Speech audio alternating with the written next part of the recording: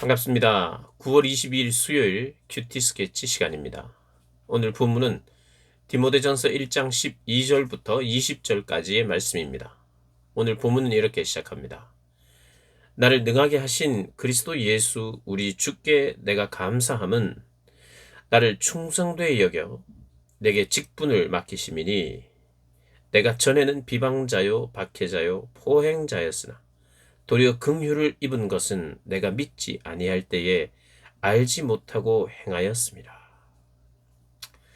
예, 오늘 본문은 이제 다른 교훈, 이 에베소 교회에 디모데가 목회하는 에베소 교회에 다른 교훈을 전하는 일로 말미암아 분리되는 일들이 있었는데 참 복음 그리고 바른 교훈은 분리시키지 않는다.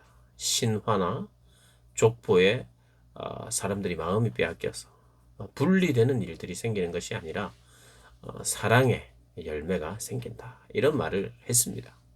그리고 나서 사실 오늘 본문 18절로 넘어가도 됩니다. 바로 18절 아들 디모데야 하면서 이 교훈으로서 참된 교훈이죠. 이 교훈으로서 내가 명하노니 전에 너를 지도한 예언을 따라 그것으로 선한 싸움을 싸우라. 선한 싸움을 싸우라. 그리고 19절에 믿음과 착한 양심을 가지라. 그래 착한 양심과 믿음으로 선한 싸움을 싸워 나가라. 이렇게 이제 말씀하면 자연스럽습니다. 그런데 12절부터 18절, 17절까지 6절이죠. 6절. 한 6절 정도의 자기 간증이 들어가 있어요. 사도 바울의 간증. 내가 어떤 은혜를 받았는지. 그걸 간증을 이야기하면서 이제 18절 아들 디모데야 하면서 이야기를 합니다. 오늘 본문은 사실 12절부터 17절까지를 좀 더 생각해 보겠습니다. 사도 바울이 이렇게 이야기해요. 그리스도께 내가 정말 감사한다. 나를 능하게 하셨다는 거예요. 나를 능하게 하신 그리스도 예수께 내가 감사한다. 무엇을 감사하느냐? 나를 충성되이 여겨주셨다. 나를 충성된 사람으로 여겨주셨어요. 나는 충성되지 않고 나는 성실하지 않는데 성실하게 충성되이 여겨주셨다는 거예요. 그래서 내게 직분을 맡겨주셨다는 거예요. 그러니까 직분을 맡겨주셨는데 내가 이제까지 잘했기 때문에 맡겨주신 게 아니라 그렇게 여겨주시면서 이것을 맡겨주셨다는 거예요. 그리고 나는 이 직분을 받을 만한 이런 상태가 아니에요. 준비된 사람이 아니에요. 13절에 보면 내가 전에는 비방자요, 박해자요, 포행자였다. 내가 비방자고 박해자고 폭행자였는데 도리어 긍휼을 입었다. 내가 믿지 아니할 때 알지 못하고 행하였는데 그럼에도 불구하고 주님은 나를 선택하셨다. 그러니까 자기에게는 자기의 입장에서 자기 쪽에서는 하나님 앞에 이런 대우를 받을 만한 그 어떤 것도 있지 않다는 걸 지금 이야기하는 거예요. 그것을 바로 은혜라고 말하고 있습니다. 내가 왜 이런 직분을 맡게 됐느냐? 왜 디모데에게 내가 이런 말을 하느냐? 내가 왜 에베소 교회에 이런 이야기를 할 수 있는 사람이 되었느냐? 왜 내가 지금 전도 여행을 하고 교회를 세우고 하나님 앞에 쓰임 받느냐? 내가 잘나서가 아니다. 내가 지금 교만해서 하는 이야기가 아니라 나는 아무런 자격이 없다. 내가 뭘 잘했던 사람이기 때문에 뭐 흠도 없고 뭐 아무것도 내가 어 뭔가 이 꿀릴 게 없어서가 아니라 내가 지금 이 어떤 면에서는 디모데와 그 디모데를 통해서 전달되어야 될 에베소 교인들에게 내가 뭔가 처음부터 잘한 사람이기 때문에 이렇게 한 것이 아니라 나는 철저히 은혜를 받은 사람이다. 그렇게 이야기해. 내 직분도 주님의 은혜 때문이다. 나는 오히려 받을 자격이 더 없는 사람이다. 왜? 비방자였고 박해자였고 폭행자였기 때문에. 그래서 자기의 간증을 하고 있어요. 이 간증은 뭡니까? 하나님의 은혜를 만들어내는 거예요. 내가 뭐 잘한 게 나도 조금은 잘했더니 하나님께서 해주셨다. 이건 참된 간증이 아니에요. 나는 아무것도 안 한 겁니다. 오히려 방해가 됐죠.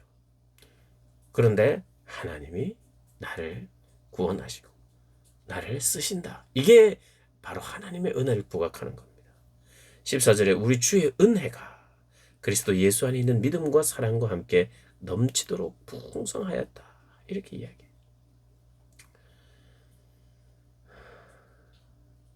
그래서 사도 바울은 지금 자신이 받은 은혜를 나누면서 내가 교만하기 때문에 하는 게 아니라는 것을 좀 이야기하는 것 같아요. 15절에 믿보다 모든 사람이 받을 만한 이 말이요 그리스도 예수께서 죄인을 구하시려고 세상에 임하셨다 하였도다. 죄인 중에 내가 괴순이라. 그러나 내가 긍휼을 입은 까닭은 예수 그리스도께서 내게 먼저 일체 오래 참으심을 보이사 후에 주를 믿어 영생 얻는 자에게 본이 되게 하려 하십니다.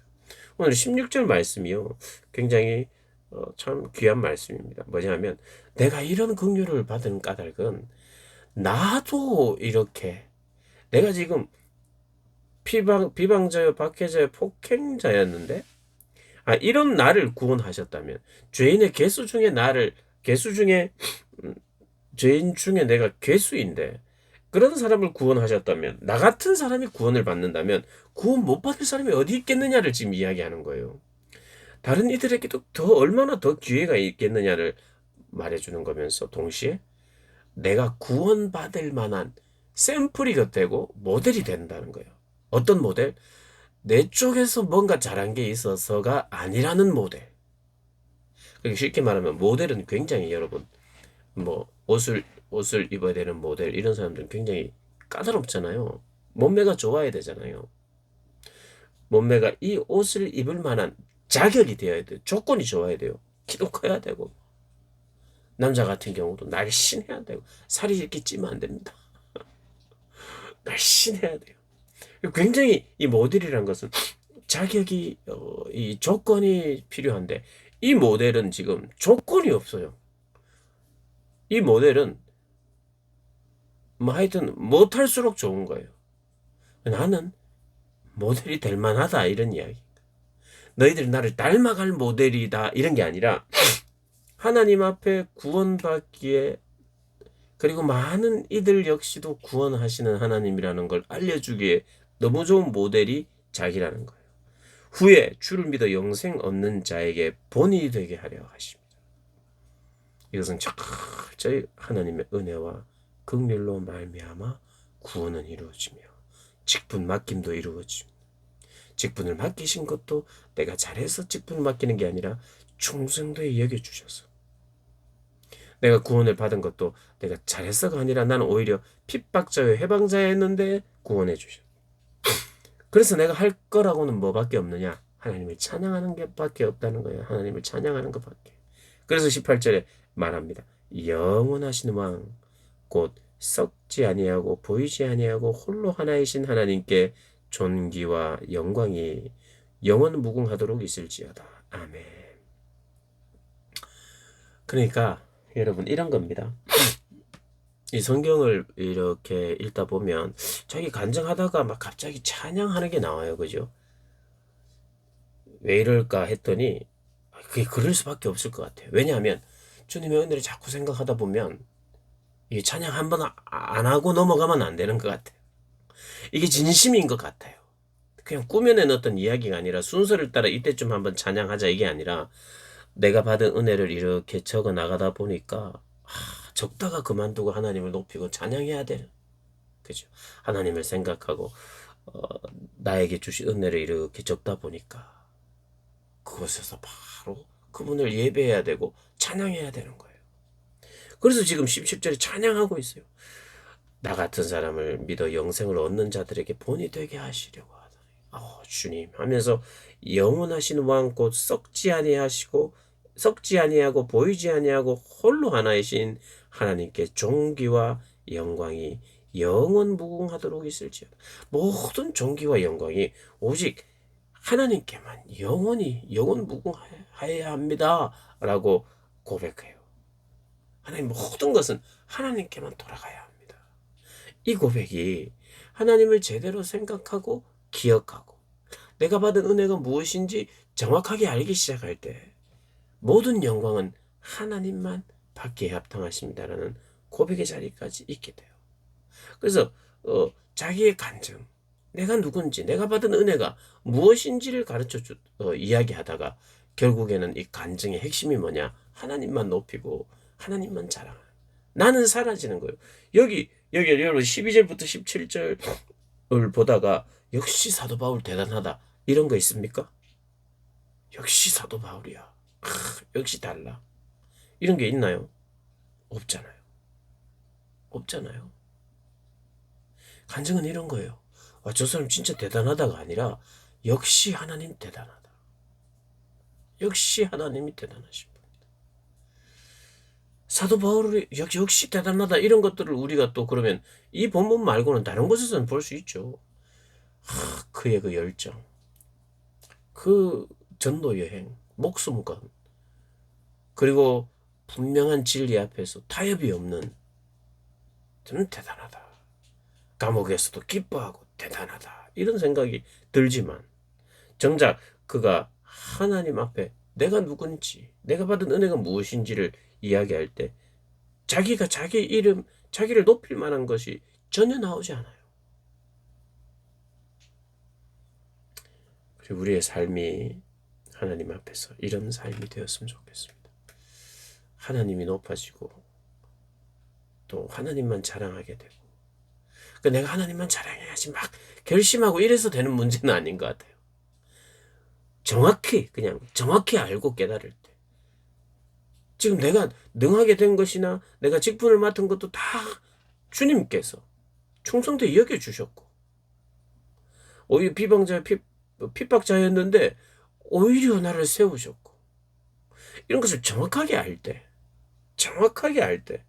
그걸 은혜인 줄 알고, 그 은혜를 알게 되면 모든 영광은 하나님만 받으시옵소서 라고 자연스럽게 이런 찬양으로 귀결되는 거예요. 우리의 삶이 찬양하세요, 찬양하세요, 자꾸 찬양해야 좋습니다. 물론 이게 귀한 말이고 좋은 말이지만 찬양으로 귀결될 수밖에 없는 게 우리의 삶입니다. 제대로 알면 찬양할 수밖에 없죠. 제대로 몰라서 찬양을 못하는 거죠. 찬양을 안 하는 게 아니라 찬양을 못하는 거죠. 제대로 모르니까. 알면 어떻게 되느냐? 찬양합니다. 그러면 여러분, 찬양 안 한다는 것은 모른다는 거예요. 아는데 찬양 안 할 수가 없어요. 아는데 오 하나님 찬양합니다. 영광 받으시옵소서. 알면 이렇게 되게 돼 있어요. 모르니까 찬양 안 하는 거예요. 저는 뭐 찬양은 별로 못해요. 찬양은 안 합니다. 예. 모르기 때문이에요. 알려고 안 하기 때문이에요. 그리고 묵상하지 않기 때문이에요. 묵상하면 찬양이 나옵니다. 여러분 그렇죠? 여러분 지금 묵상 하고 계신 분들 아닙니까 지금? 할렐루야. 여러분 하고 계시다면 찬양이 나오지요? 그렇죠? 그게 정상이에요. 하나님을 생각하고 묵상할 때 찬양이 안 나오면 그거 이상한 거예요. 물론 뭐 제 이야기가 맞나 안 맞나 지금 뭐 이렇게 검사하는 분들은 찬양이 안 나올 거예요. 아마 좀 이상하게 해석하네. 좀 이상하네. 말이 앞뒤가 안 맞고 뭐 이렇게, 물론 제가 그럴 때가 있겠지만 여러분 하나님의 말씀을 묵상하고 또 하나님의 은혜를 깨달으면요 찬양할 수밖에 없습니다. 이 큐티 영상을 보시는 분들에게 많은 찬양이 있었으면 좋겠어요. 많은 찬양이 있는 여러분들 되시기를 주님의 이름으로 축복합니다.